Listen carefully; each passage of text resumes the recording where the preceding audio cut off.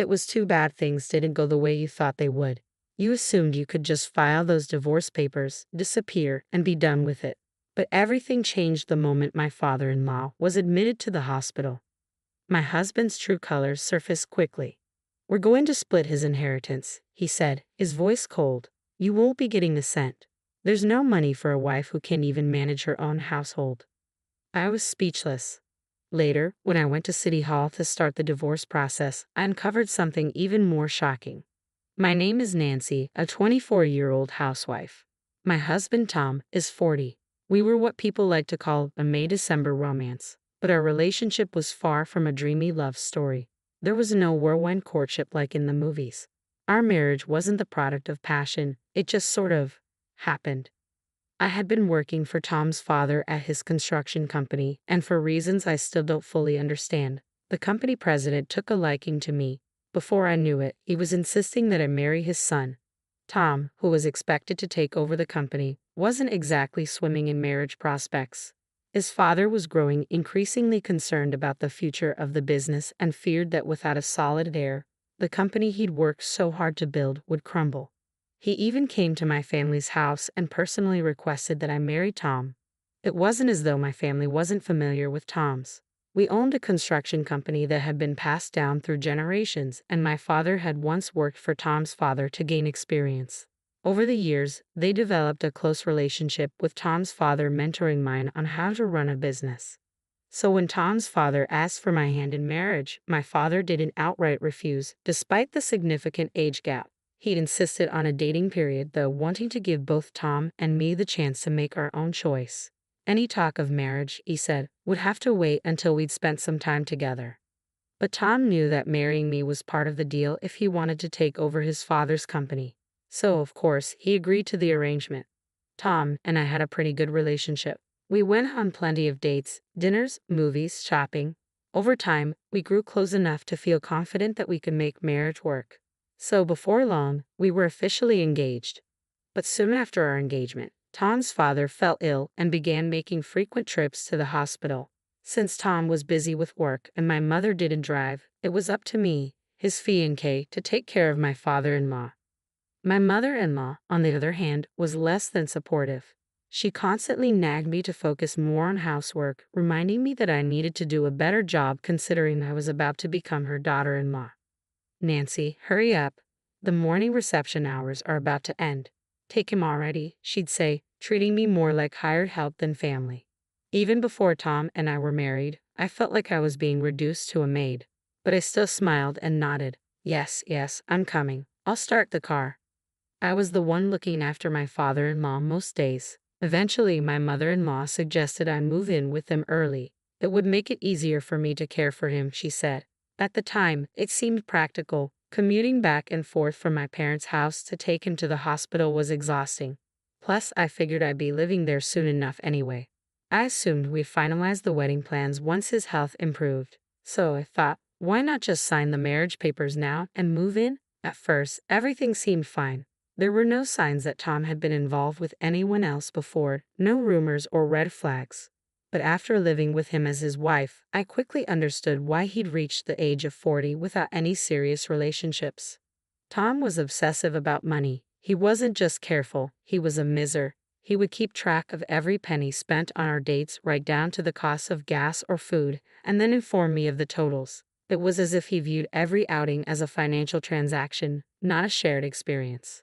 Meanwhile, his mother was relentless. She had a cruel streak, always hovering nearby, throwing sarcastic comments my way or making me feel inadequate. She seemed to take pleasure in criticizing me.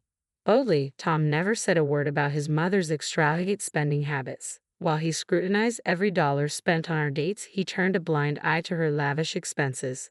Whether it was for designer clothes or expensive vacations, he was more than willing to indulge her, but when it came to us, his wallet stayed tightly closed. I couldn't help but wonder if Tom was one of those people whose devotion to his mother overshadowed everything else. It seemed like he prioritized her above all else. In hindsight, I realized I might have rushed into the marriage decision. Maybe I should have moved in first, getting to know their personalities and daily routines better before tying the knot. But when I thought about my father and my father-in-law, I felt at a loss for words. The only thing that kept me going was my father-in-law's unconditional support and affection for me. That morning, I was preparing to take my father-in-law, who hadn't been feeling well since the day before, to the hospital. I noticed my mother-in-law treating me more like a housekeeper than a future family member. "Nancy, have you made breakfast yet? The way you cleaned yesterday was unacceptable. Hurry up and get it done," she snapped. She barely moved from her spot in front of the television, where Tom sat beside her, passively watching the screen. "I'm sorry, but I don't have time right now. I need to get your husband to the hospital," I explained. "Oh, well, shouldn't you have gotten up earlier? I need to go out as well. Make us breakfast before you leave," she replied dismissively. I was baffled. Did they expect me to handle everything while they lounged around, seemingly indifferent to the well-being of their husband and father-in-law? "Please hold on for just a moment. I'll be done soon," I said, trying to balance my responsibilities. I rushed to prepare breakfast and served it to Tom and my mother-in-law. Once I finished, I went to my father-in-law, trying to help him get up. "I'm sorry for making you work so hard. I owe your father an apology, too," I said, feeling the weight of the situation.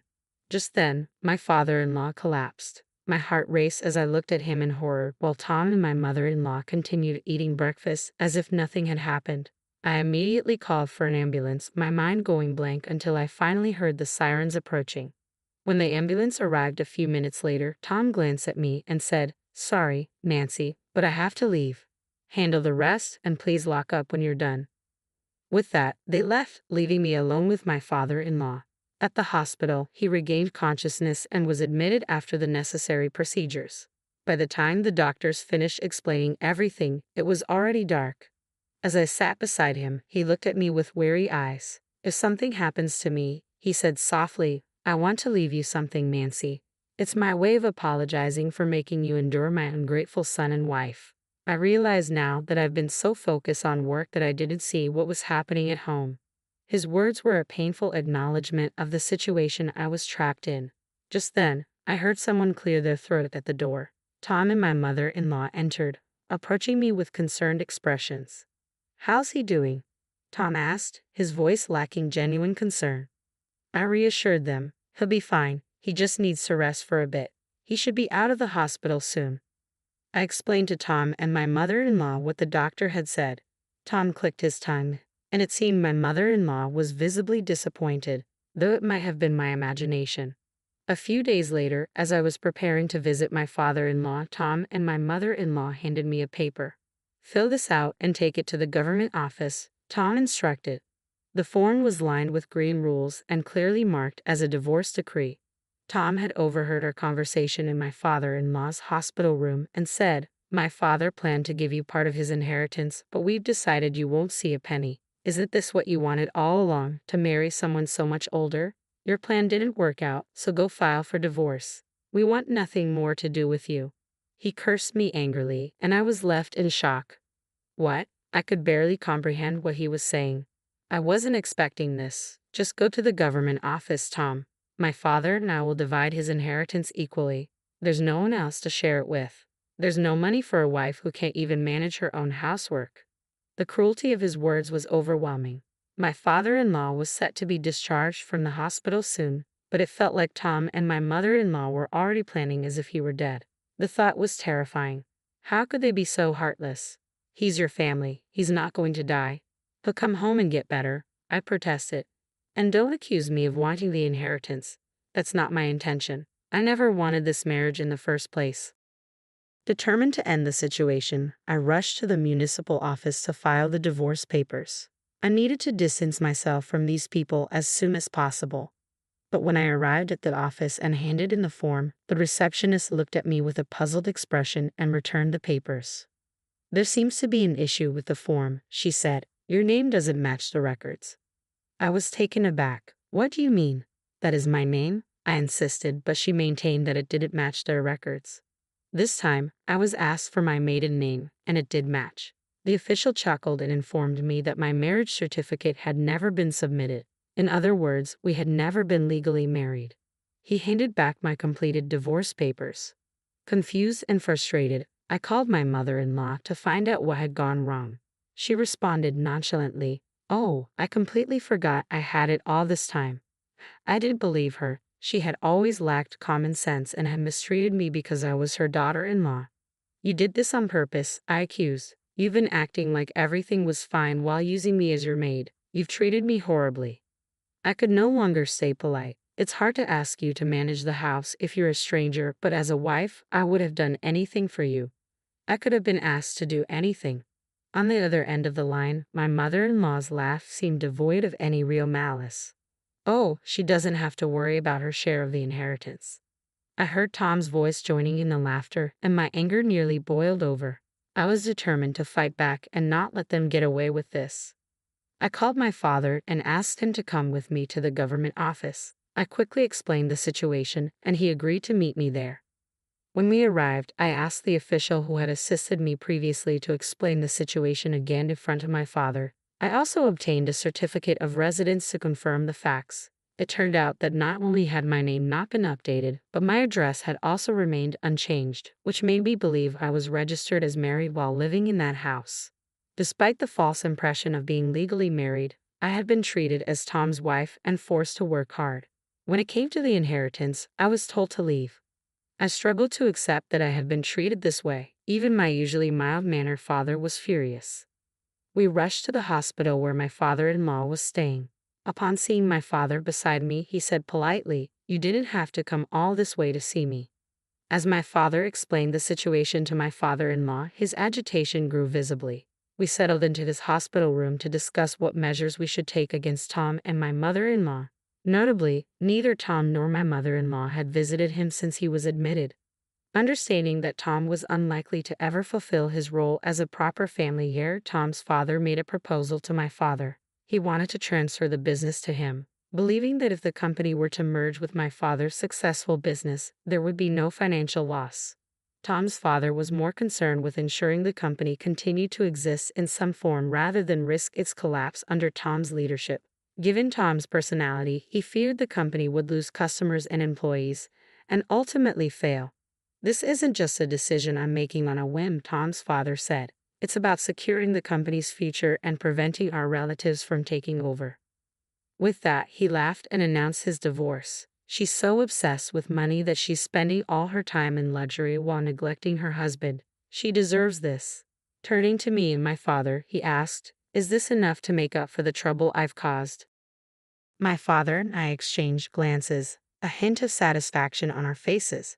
It seemed there was no greater punishment for Tom and his mother. The next day, the lawyers and accountants my father hired began the process of merging Tom's father's company with my father's. The company name would be retained, but Tom, as vice president, was fired. A candidate from my father's firm was appointed to replace him. The official decisions would be finalized when Tom's father returned to work, but the changes would be a shock to Tom and his mother. The countdown to their comeuppance had begun. 2 weeks later, my father-in-law had fully recovered and was discharged from the hospital. We drove him home, finding the house empty. My mother-in-law had vanished and Tom was at work as usual. They had no idea what awaited them. The following morning, I returned to my own work, knowing that the repercussions of their cruelty would soon become apparent. At the morning meeting in the large conference room, a new vice president took the floor to discuss the company's future. Tom's father announced that the company would be merged with my father's business and that the vice president position would be replaced. Just then, Tom stormed into the room, clutching a letter of termination, while my mother-in-law followed, holding a divorce decree. "Dad, what's going on here?" Tom demanded. "What are you thinking? I didn't hear about any of this." His mother added, "How could this be happening so suddenly? What on earth is going on?" The entire room was stunned by their outbursts in front of so many employees. Tom's father, unfazed, responded coolly, "This is exactly the kind of reaction I was expecting." As soon as they spotted me, Tom and his mother-in-law turned their anger toward me. "You did this, didn't you?" they accused. "You're behind all of this just because you didn't get your inheritance." "I didn't do anything," I replied calmly. "You two started all this mess." Tom's father, with a cold stare, said, "Enough. You're disrupting the meeting. Get out." Nearby employees escorted Tom and his mother-in-law out of the conference room. After apologizing to everyone present, Tom's father concluded the meeting, bringing it to a close. Once Tom and my mother-in-law regained their composure, they repeatedly begged for forgiveness from me and Tom's father. Naturally, I had no intention of accepting their apologies and chose to ignore them. They lingered around the company for a while, but eventually they were banned from the premises after security guards issued strict warnings. They were also asked to leave their home as per Tom's father's instructions. Currently, they live together in a shabby apartment near their former home. As for me, I am enjoying a peaceful life as an office worker. My father remains furious and is preparing to file a claim for compensation against Tom and his mother-in-law for their actions. Their prospects for earning a living have all but vanished. This, I believe, is the beginning of their descent into hardship. I won't be offering them any help, but I hope they've learned that how you treat others will